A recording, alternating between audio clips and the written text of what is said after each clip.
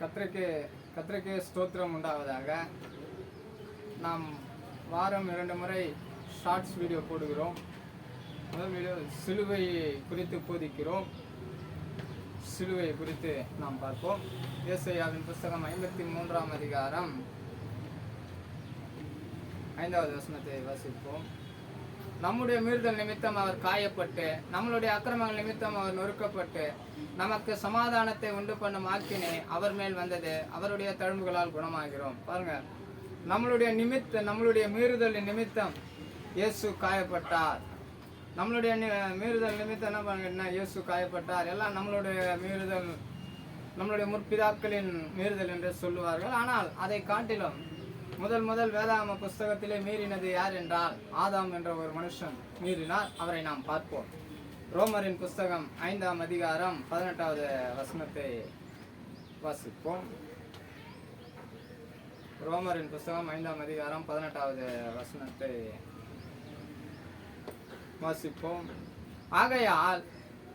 ஆகையால் ஒரே மீறுதலினாலே எல்லா மனுஷருக்கும் ஆக்கினை ஏதுவாக தீர்ப்பு உண்டானது, ஒரே நீதியினாலே எல்லா மனுஷருக்கும் ஜீவனை அளிக்கும் நீதிக்கும் ஏதுவான தீர்ப்பு உண்டாயிற்று. ஒரே மீறுதலினாலே எல்லா மனுஷரும் பாவம். ஒரே மீறுதல், ஆதாம் செய்த ஒரே மீறுதல் தான் என்ன ஆச்சுன்னு கேட்டீங்கன்னா எல்லா மனுஷரும் பாவம் செய்தபடி ஆகிவிட்டது. பாருங்க, ஒன்றும் ஆதாம் செய்த பாவம் தான் ஒரு மிகப்பெரிய பாவம். அந்த பாவத்தை நாம பார்க்க வேண்டும். ஆதாம் செய்த பாவத்தை என்ன பண்ண கேட்டீங்கன்னா பார்க்க வேண்டும். அந்த ஆதாம் செய்த பாவத்தை பார்ப்போம் என்றால் ரோமரின் புஸ்தகம் 5ஆம் அதிகாரம் 14வது வசனத்தை வாசிப்போம். அப்படி இருந்தும் மரணமானது ஆதாம் முதல் மோசே வரைக்கும் ஆதாமின் மீறுதலுக்கு ஒப்பாய் பாவம் செய்யாதவர்களையும் ஆண்டு கொண்டது என்று அந்த ஆதாம் பின்பு வந்தவர் முன்னடையுமானவன். பாருங்க, அப்படி இருந்தும் மரணமானது ஆதாம் முதல் என்னாச்சுன்னு கேட்டீங்கன்னா மோசே வரைக்கும், மரணமானது ஆதாம் முதல் மோசே வரைக்கும் ஆதாமின் மீறுதலுக்கு ஒப்பாய். ஆதாமின் மீறுதல் தான் பாருங்க, ஆதாம் மீறிட்டான்.